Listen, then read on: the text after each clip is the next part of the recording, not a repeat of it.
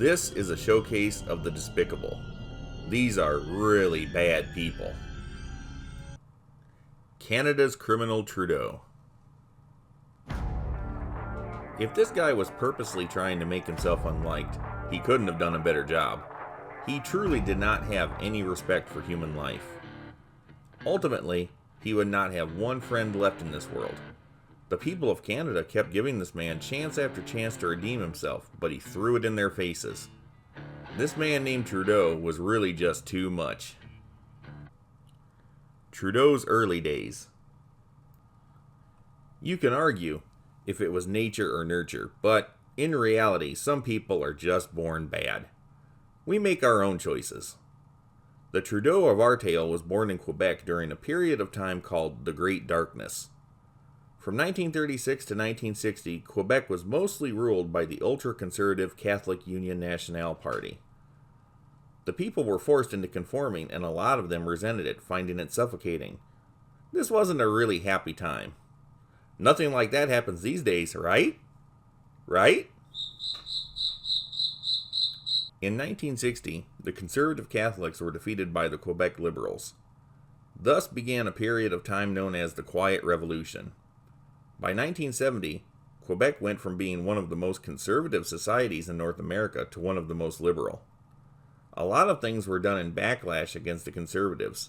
Not all of this was called for. The Quiet Revolution was not so quiet. It was a time of great hedonism. There was a significantly higher number of illegitimate births and drug use than in English Canada. Our man Trudeau grew up during both of these periods. A lot of other people did too, but if we were to blame this for warping him, it sure hit him the hardest. He was quite mad. Trudeau becomes a biker. The outlaw biker scene became very prominent in the late 1960s. It was all about freedom, rebellion, and machismo. These aren't the worst things, but a group of roosters strutting their feathers often leads to criminal mischief. By 1968, there were 350 outlaw biker clubs in the province. That's a lot of bikers. This is when our Trudeau got his start. Not every biker is a bad person, but Trudeau certainly was. He would make other bad bikers look like petty criminals by comparison.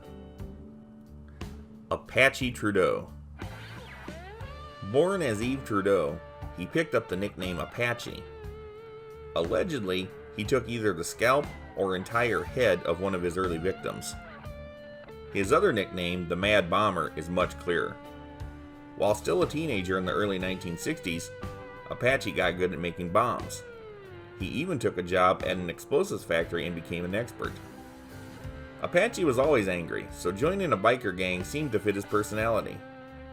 He was also only 5 feet 6 inches tall. Not every short guy becomes a maniac, but it is painfully obvious to us that he was compensating for something.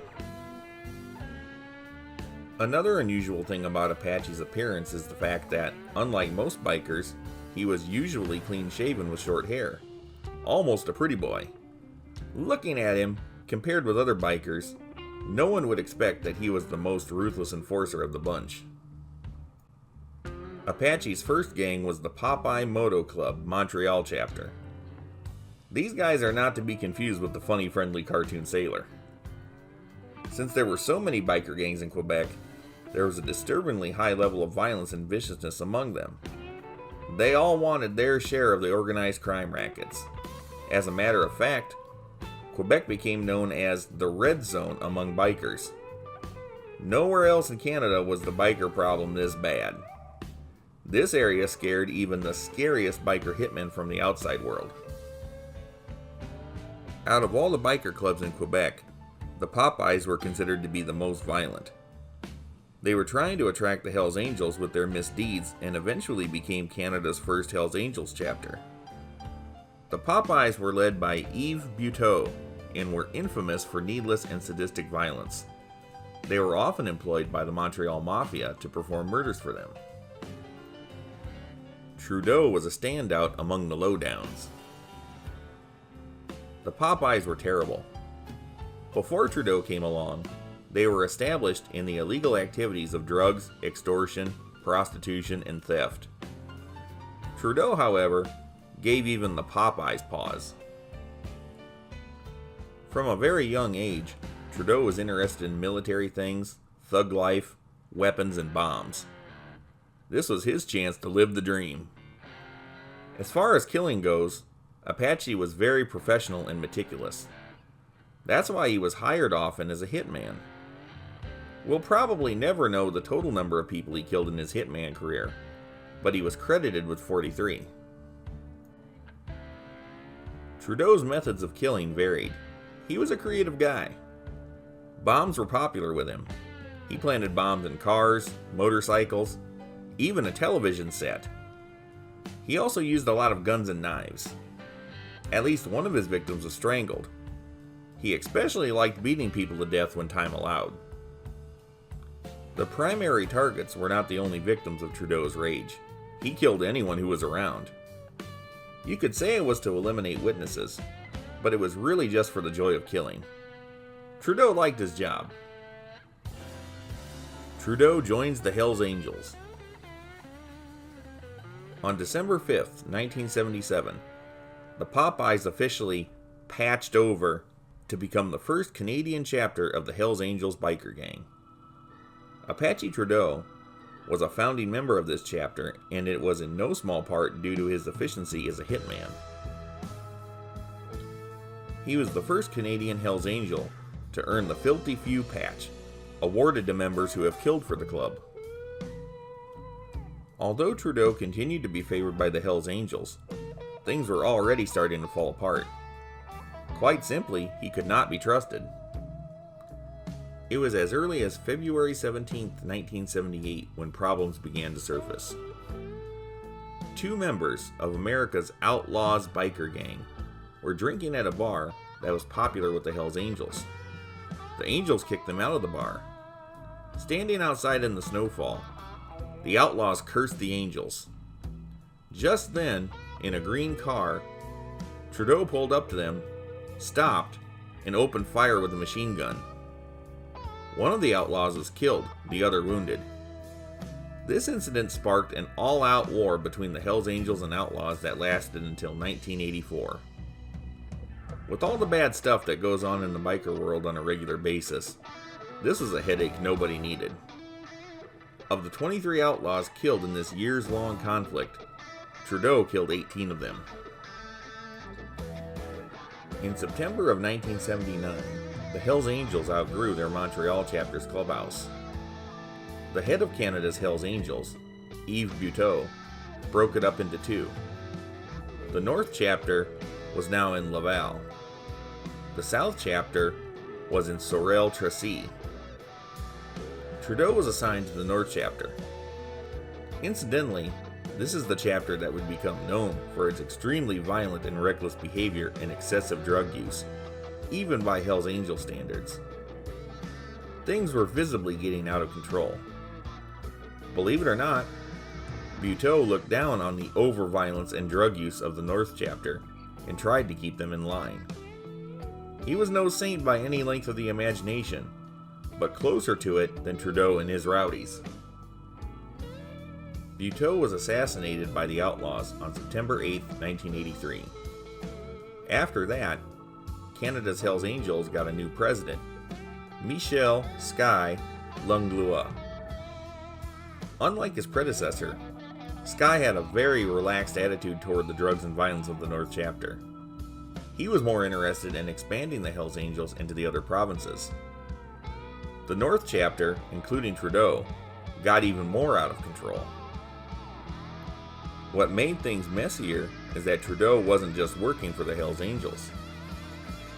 Trudeau and the West End Gang. The club known as the West End Gang were Irish-Canadian. They controlled the port of Montreal and, therefore, the importation of drugs into Quebec. The leader of the West End Gang was Frank Dooney Ryan, and he often hired Trudeau to eliminate their rivals. There was an alliance of sorts between the Hells Angels and the West End Gang, but they still operated separately from each other. Dooney Ryan got assassinated by Paul April, another West End Gang member, and his partner. Ryan's successor, Alan the Weasel Ross, hired Trudeau to kill the assassins in late 1984. Incidentally, Trudeau had recently been hired by Paul April to kill a drug dealer. Now he was the target. There really is no buddy-buddy when it comes to the outlaw biker world. Everyone is pretty dispensable. Trudeau got April and his partner, and some other people too. Weasel Ross had only paid Trudeau an advance of $25,000 on a $200,000 job. Living up to his name, Weasel refused to pay Trudeau the rest of the money. Instead, he told Apache to collect the money from the Halifax and Sorel chapters of the Hells Angels. They owed the West End gang drug debts. If they paid Apache Trudeau for the rest of the job, their drug debts would be forgiven. Trudeau got $98,000 from the Halifax chapter of the Hells Angels. That still left $77,000 unaccounted for. The Halifax chapter was much poorer than Trudeau's own chapter in Laval, so it was a hard hit for them. What the Halifax chapter later learned was that the North chapter in Laval was entitled to 1/4 of the money. They didn't get it. Why? Trudeau used all of that money to support his cocaine addiction. Plus, he just really wanted the money. He wasn't a good dude. Since everyone in the Hells Angels was aware of the Halifax chapter's low financial status, Trudeau's actions were considered exceptionally heartless, and he ripped off his own chapter. This thievery would directly lead to a bloody climax in March of 1985. Downfall. Trudeau's stealing from the Halifax chapter only added to the resentment many Hells Angels already felt towards the North chapter in Laval. You know these Hells Angels had to be dirt, if all the other Hells Angels didn't even like them. Trudeau and his comrades of the North chapter were deemed too wild and uncontrollable. They often used the drugs they were supposed to sell, and were suspected of cheating other Hells Angels chapters out of drug profits. What to do, what to do. Ray Jean Zigzag Lessard, leader of the Montreal South chapter, decided it was time to liquidate the North chapter. The event would come to be known in biker history as the Lennoxville Massacre. The Lennoxville Massacre. And why wasn't Trudeau there? For much of his life, Trudeau evaded proper punishment. This was never truer than with the Lennoxville Massacre. On March 24, 1985, a meeting was held at the Sherbrooke Chapter's clubhouse in Lennoxville. At that gathering, 5 members of the problematic North Chapter were shot to death, wrapped in sleeping bags, and dumped in the St. Lawrence River. The ones that weren't killed agreed to conform and were allowed into Montreal's South Chapter. Trudeau should have been at Lennoxville and wasn't. He certainly would have been killed. Perhaps the others would have lived if they just turned him over to the Angels. Why wasn't he there? Apache had enrolled himself in a detoxification program the week before. Later on, he said he wanted to clean himself because he knew what happened to bikers who were always high. It seemed rather convenient he was at a detox center at this time. I think a lot of people felt he knew retribution was coming. He most likely got a heads up from someone that this meeting was coming. Whether it was intentional or not, making himself unavailable for the Lennoxville Massacre didn't endear himself to any of the Angels, including the surviving members of the North Chapter. News traveled fast, as it often does in biker circles, and Trudeau heard about the massacre while still in detox. He received a visit from a Montreal chapter representative. Trudeau was told that he was out of the Hells Angels. Furthermore, he would have to have his club tattoos removed. Out of detox, into a toxic environment.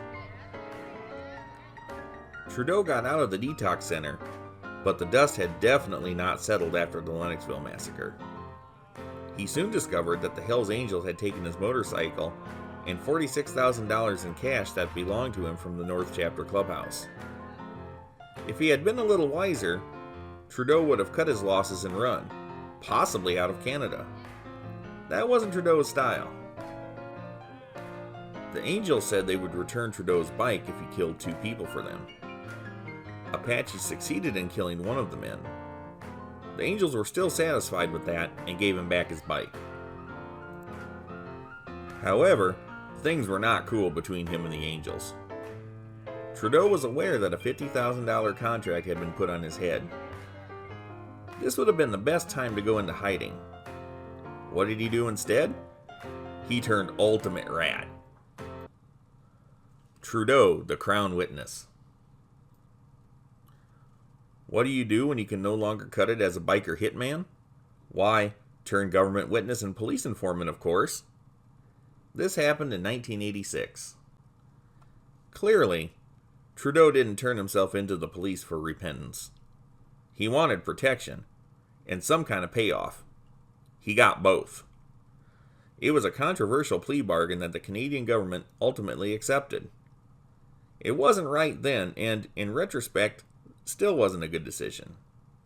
A lot of people considered what happened an abuse of the informant program.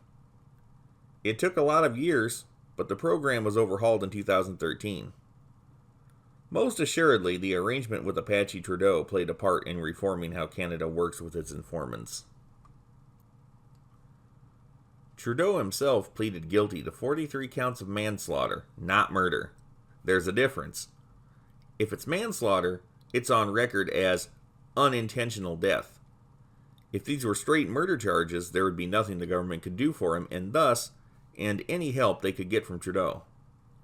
Also keep in mind that he most likely killed far more than 43 people. This is what the authorities knew about, and he certainly wasn't going to give them any more than they asked for. They did get Trudeau to testify on 40 other murders and 15 attempted murders. Per the bargain, he got life in prison with eligibility for parole in 7 years. Parole in 7 years? That just doesn't seem right. In addition, he also got $40,000 from the government over the next 4 years, and about $35 a week for cigarettes. Pretty decent for 1980s Canada. The biggest slap in the face to the public at large is the fact that Trudeau was getting protection that wasn't available to victims. Trudeau's statements led to only 13 members of the Hells Angels being convicted. On the whole scope of things, this wasn't much of a dent. Not a single one of them did the bad things Trudeau had done on such a large scale. Plus, there were so many more criminal bikers out there. It makes a person wonder why the Canadian government was treating Trudeau like the prize pig at the fair. They wanted him to testify against bikers, but he was one of the worst bikers to begin with. Since they already had Trudeau, they really didn't need him for anything. Biker crime certainly wasn't going to be on the rise with Trudeau's absence. Frankly, it didn't seem like Trudeau was that necessary in busting his former compatriots. Law enforcement and the courts were already doing good in that area. Trudeau cakewalks out of prison. Trudeau was granted parole in 1994 and given a new identity. Not quite the life in prison sentence he deserved. He didn't even spend all that much time in prison. Even if they were considered manslaughter charges, there were 43 of them. He was given the name of Dennis Cota. Incidentally, this was the last name of one of Trudeau's early victims, one that he blew away with a machine gun. As Dennis Cota, he resettled in the Valleyfield area, lived with a woman who did not know his past, but what he did for a living is going to blow you away. He worked as an orderly in a nursing home and drove a bus for the handicapped. The tattooed up, cokehead biker, killer of who knows how many people, worked in a nursing home. This kept on until 2000 when he got laid off. After that, he fell back into cocaine addiction. Trudeau, who had stolen so much money over the years before he got money from the government, was now living off welfare and unemployment insurance payments. Trudeau's crowning underachievement. In 2004, Trudeau was busted for molesting a 13-year-old boy. It's believed that he had been doing this since 2000 and continued to do it until he got caught. Trudeau pled guilty to 6 counts and was sent back to prison for 4 years. If Trudeau had ever been gay or a child molester before this, it certainly never came out. He wouldn't be a popular fellow in prison. Due to the fact that he was already a known police informant and now a convicted child molester, Trudeau had to be kept in isolation from the rest of the prisoners 23 hours a day. A bad end for Trudeau, but not bad enough. In 2006, Trudeau was diagnosed with bone marrow cancer. His condition worsened and, by July 2008, the Canadian National Parole Board granted him parole and sent him to an outside medical care facility. As part of the release, he was not allowed to contact minors or the victims of his crimes. His 2008 parole was also not a popular decision for those that were affected by his criminal acts. Just the same, he got paroled. Trudeau died the same month. By the time of his death, the cancer ate him down to the point where he was a barely living, wheelchair-bound skeleton who spoke in a weak, raspy voice. Trudeau's cancer could be considered a punishment, but it wasn't the punishment he truly deserved. After all, a lot of good people get bone marrow cancer too. Quite simply, Apache Trudeau got to live out his 62 years without really paying his debt to society. Perhaps now Trudeau has received the proper judgment that escaped him in life. Wherever Apache Trudeau is now, whatever he's going through, it can't be good. It's important to be the best person you can. Apache didn't accomplish much and, for sure, didn't leave a good memory. He certainly belongs in the devil's collection of really bad people.